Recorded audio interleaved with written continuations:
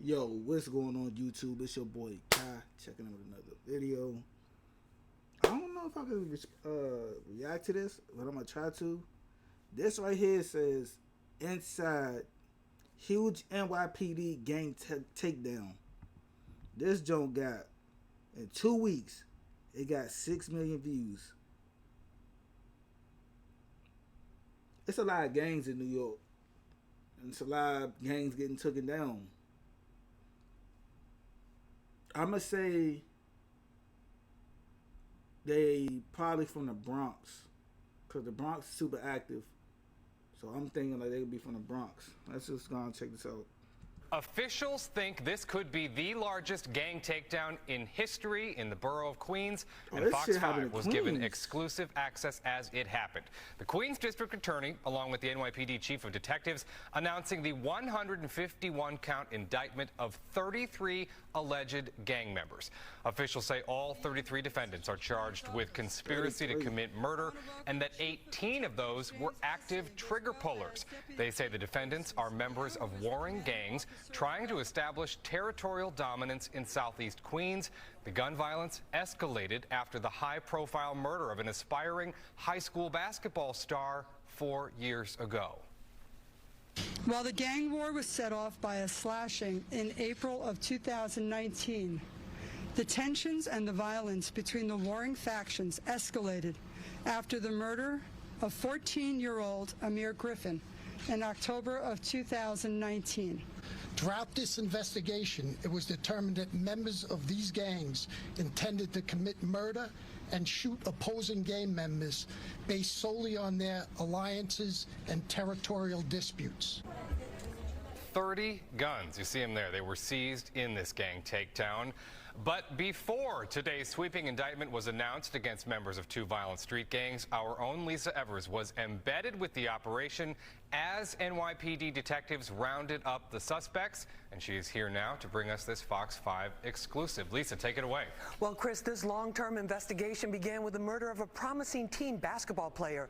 Now, nearly 4 years later, NYPD detectives tell us they have dismantled two rival gangs who terrorized South Jamaica residents with reckless gunfire, using drill music videos and social media to fuel their beefs. We got an exclusive look at their focused methods, which are very different from the wide net gang sweeps of the past. Some of the more than 30 suspects were already behind bars in state prison and on Rikers Island for other crimes. They were brought into police just patted a nigga on his leg. Some of the more than 30 suspects were already behind bars in state prison and on Rikers Island for other crimes. Man, what the hell? They were brought into the 111th precinct to be charged in this major gang conspiracy case. So serious were the safety concerns about the conspiracy case. So serious were the safety concerns about the explosive rivalry between the... Man, they got these niggas nickname, nigga named Naughty, nigga named T-Mac, nigga named Lotto, G-Baby 48, D-Baller, L-Dot, Skin Dollars, Bankroll, Cruz, Santa, Caballer, known as Money J-Bands, World, and their some other nigga. Damn, these niggas, man. Opposition or ops, the local trap stars, that police booked them at separate precincts to keep their family members and associates separated when they showed up. It's pretty much shoot on sight when they see the opposition, and a lot of times it's going down in Queens like that. See, that's the thing. Like, we don't, from the public, we don't hear about Queens. We only hear about the Bronx and Brooklyn. Or if we want to switch it around, we only hear about Brooklyn and the Bronx. Because, you know, Brooklyn was doing music first. And then that's, you know, when they came out with Lil Son, K-Flock and them, you know what I mean? But, nah, that's correct. I ain't know Queens is getting, I mean, we all know Queens is, like, super active, but we won't hear about it with the other two. That's crazy. Innocent people are caught in the middle of it. Over the last 5 or 6 years, these two gangs terrorized an entire community. Before sunrise, more than 150 NYPD detectives and supervisors assembled for the takedown of the alleged gang members. Most are between the ages of 18 to 22 and have been arrested before. This started in the Baisley houses when Amir Griffin got shot and killed. In October 2019, 14-year-old Amir Griffin, a Cardozo High School student athlete, was the unintended target of a shooting. He was killed on the basketball courts near his home. Sean, anything you want to say? 18-year-old Sean Brown was arrested for the murder and is part of this case. That could have been me. It could be my cousins, my nephews. I mean, it's just sad that that had to happen, but today, we have justice for the family. As detectives investigated, they found a connection to other shootings that were happening in South Jamaica. Some were in broad daylight, one even outside a high school.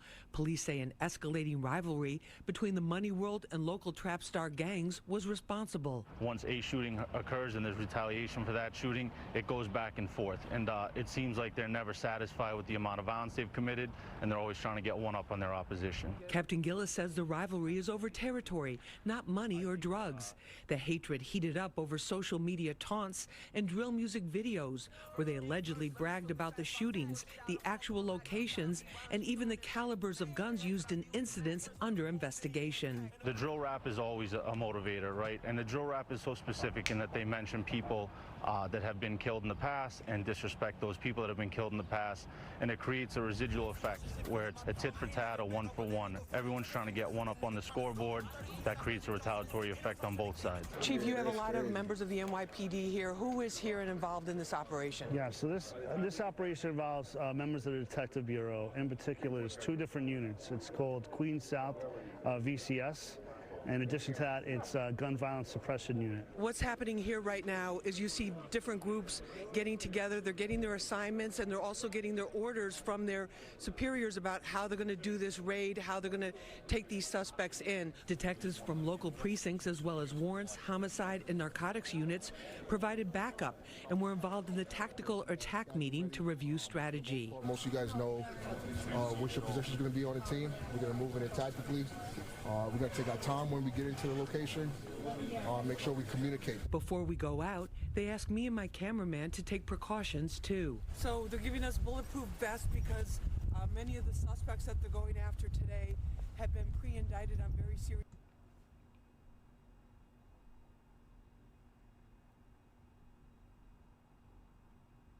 They got to get y'all vests to go do the news. That means y'all don't need to be there. Y'all need to be far away. Let whoever do their job, and y'all catch that shit from across the street somewhere. Like, bruh, what the fuck? They can't harbor y'all safety. They can't even harbor their own safety. Man, y'all niggas is crazy. Gun charges. Some are actually accused of murder. We head out onto the highway towards South Jamaica. We're part of an NYPD caravan right now going to the various locations where detectives will be apprehending the suspects in this case. We can kill the lights. Copy. We arrive at the house. The detectives surround it according to plan, while others do a door knock and go in with a warrant for the suspect. The detectives were able to find the person that they were looking for. They have taken this suspect in custody. They were in the house. They came out. No shots have been fired. This suspect, who is wanted for murder, is brought in to be booked. Another team returns with a suspect who wasn't part of the original case. Police say he panicked and threw this gun out the window while the officers were looking for someone else. Get that my face, my. The NYPD says this case, like others in recent years, shows that when they do sharply focused investigations and take the most violent offenders off the streets, the surrounding communities experience a drop in gun violence. These guys did horrific violence out in the streets of South. Yeah, then the next generation come up and replace them. Now it's always a never-ending cycle. Jamaica. So it's a victory for the community today that these guys are actually all for like countless 3 acts, years. several homicides, non-fatal shootings, incidents of gunfire throughout the community. The young niggas absolutely took up. its toll, and I'm happy that we were able to deliver a clear message today that that won't be tolerated.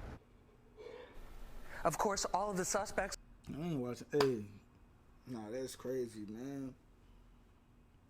Y'all niggas be safe out there. Be on high alert. Just be aware. See y'all niggas in the next video, though. Peace.